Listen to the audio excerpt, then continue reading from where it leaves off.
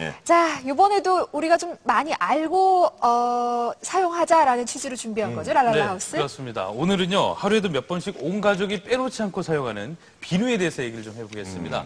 몸을 깨끗이 하기 위해 사용하는 비누. 그런데 이 비누를 많이 사용하면 피부 건강을 해칠 수도 있다는 사실 알고 계십니까? 비누 속에 숨겨진 실체를 알아봤습니다.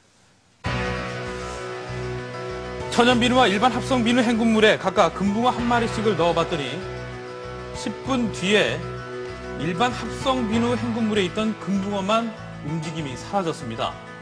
보시죠. 천연 비누 속에 좀 살아있네요, 비누인데도. 네, 대체 합성 비누의 어떤 성분 때문에 이 같은 현상이 벌어진 걸까요? 청주에 사는 김은영 씨의 별명은 비누소녀. 이 피부 청결을 위해 비누를 달고 산다는데요. 과연 얼마나 많이 사용하고 있을까요? 비누를 우리가 사용하는 게 이빨 닦고 비누 쓰고 발 닦고 세수하고 비누 쓰고 발 닦고 비누 쓰고 그러는 게 손에 묻어있을 것 같아서 내 딴에는 내 나름대로 아주 그냥 충분히 차단을 시킨다는 걔 나름을 그냥 풀만들 씻으면 물 마시지 그럼 엄마가 막 야단칠 정도? 그렇게 씻으면 살까지 안 벗겨진? 그런데 더 자주 많이 씻을수록 피부 상태는 나빠지기만 한다고 하는데요. 심각하죠? 진물이 너무 심해서 옷에 자꾸 묻어요. 이게 안 심할 땐 진물인데 심할 땐 피가 나거든요. 긁으면 조금만 탁 건드려도 피가 막 나서. 여기에 최근에 탈모 증상까지 보이기 시작했다고 하는데요. 피부에서 나오는 고름과 피 때문에 옷도 마음대로 못 입는 상황. 그런데도 일반 합성 비누만 고집하는 이유가 있었습니다. 천연 비누 쓸 때는 좀 안 씻는 느낌이긴 했는데 막 그렇게 막 심해지고 그런 건 없었거든요. 근데 바꾸고 난 다음에는 이렇게 좀 심해져도 향도 나고 향도 나고 뭔가 이렇게 뽀득뽀득 이렇게 씻기는 느낌이 나니까 계속 썼어요.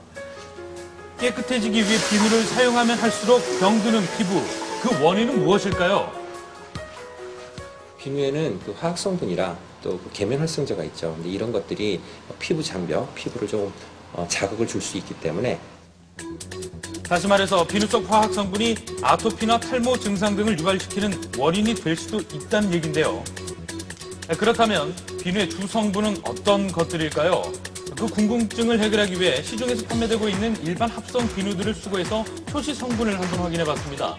그러나 주 원료가 한 가지만 기재되어 있거나 아예 비누의 기재되어 주 있지 않은 성분은 것도 있었어요. 무엇일까요? 화학 성분들이 혼합돼서 만들어진다고 하는데 대체 어떤 성분들이 들어가는지 업체를 찾아가서 확인해 보겠습니다.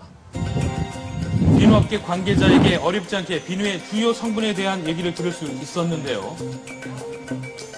한번 들어보시죠. 화학비누, 네, 천연비누 말고 화학비누 같은 경우는 인체에 유해한 그런 성분들도 좀 들어가는 게 사실입니까? 사실이죠. 화학비누라고 표현하는 비누들은 석유에 수출하는 방비라든가 합성적으로 만들어진 경화제, 응고제 이러한 것들을 사용해서 만들어집니다. 가장 문제시되는 게 요즘 항염 호르몬이라든가 석유에서 나오는 계면활성제가 피부에 집착이 돼서 피부에 경피독을 일으키는 그런 악의 영향을 주고 있는 게 현실이라는 거죠. 세정력을 높이기 위한 합성 계면 활성제, 비누 원료로 빠지지 않는 수산화 나트륨, 비누를 단단하게 만드는 경화제, 강한 향을 내기 위한 인공향 등의 화학 성분들이 합쳐져서 우리가 쓰는 합성 비누가 만들어진다는 사실. 그래서 피부과 전문의의 자문으로 실험해봤습니다. 비누 속 합성 물질들을 물기에 용해시켜 수량만 피부에 닿게 하고 2시간 후에 피부 상태를 확인해 봤는데 4명 중 3명에게 피부염 증상이 나타남을 확인할 수 있었습니다. 한 주부를 만나봤는데요. 천연 비누 마니아인 김나나 주부입니다. 시중에서 파는 비누는 사용할 수가 없더라고요. 화학과를 졸업하고 화학 관련 연구소에서 일을 했었는데요. 그때 피부 상태가 굉장히 안 좋아졌어요. 게다가 제 둘째 아이를 낳고 나서 얘가 생후 1개월 때부터 아토피성 피부염이 되게 굉장히 심했었거든요. 그러고 난 다음부터는 시중에 있는 비누보다는 천연비누 만드는 비누가 맞지 않나 해서 모든 거를 다 바꿔봤더니 아이의 아토피도 완치가 되고 제 피부도 굉장히 건강해지는 게 아주 좋다는 걸 알았습니다. 저분 피부 건강해 보여요. 네, 화학 성분의 위험성을 알고 또 아이의 아토피 증상을 치료하기 위해서 6년 전부터 만들어서 사용하기 시작한 천연 비누와 천연 세제, 그 효과는 아주 탁월했다고 하는데요. 아토피 소년 이렇게 됐어요? 간지러운 거 그래요? 그러면은 완치가 어렵다는 아이의 아토피 피부염은 6년 만에 믿기 힘들 정도로 깨끗해진 모습이었습니다. 자신 있어요. 자, 그래서 피부 전문 병원을 찾아가 아이와 김나나 주부 그리고 제 피부 상태를 진단해보기 이렇게 했는데요. 6년 전부터 천연 비누만을 사용해 온 두 분과 일반 합성 비누만을 고집해온 저의 피부 상태 과연 어떤 차이가 있을까요? 진호 씨는 꼭 저는 항상 비누만의 문제가 피부에는 아니죠? 자신 있다고 생각하는데 여기 지금 제 피부잖아요. 검사 결과가 아니, 근데 전체적으로 진호 씨도 어떻게 나름 나왔습니까? 지금 근데 남자치고는 좋은 김나나 피부예요. 애는 옛날에 아들 같은 경우는 아토피가 있었는데 지금 그 박진우 씨보다 더 좋아요. 네, 그 박진우 씨는 지금 각질도 많이 일어나고 또 그렇게 생겼구나. 피부가 되게 건조하고 또 혈관도 많이 늘어나 있고 이제 자극이 되니까 요철 같다고 실망인데? 얘기해도 과언이 아닐 것 같아요. 요철 같다네요. 김나나 씨랑 그 애기는 그 자극성 없는 비누나 이런 걸 썼죠. 근데 지금 우리 리포터분은 너무 강하게 쓰셨어요. 뭐 빨래비누도 쓰시고 이제 이런 걸 만약에 쓰게 되면 빨래비누도 써요. 없을 때는요. 활성제라는 게 있어요. 근데 그런 세수할 것들이 때요? 좀 이렇게 세정력도 강하고 또 피부를 좀 상상해 봤어요. 자극이 되죠. 그리고 이제 우리 피부에 피부 장벽이라는 게 있어야 되는데 그 장벽을 깨트리게 되면 피부가 건조해지고 안 좋아지게 되죠. 그래서 나중에는 피부 노화도 생길 수 있고 피부염도 생길 수가 있어요. 그래서 가급적이면 비누를 쓸 때는 자기한테 맞는 거, 특히 순한 거 쓰시는 게 가장 중요합니다. 충격인데요, 저는. 어떠세요? 아침 검사 저녁으로 결과가. 쓰는데. 굉장히 만족스럽고요. 예. 예.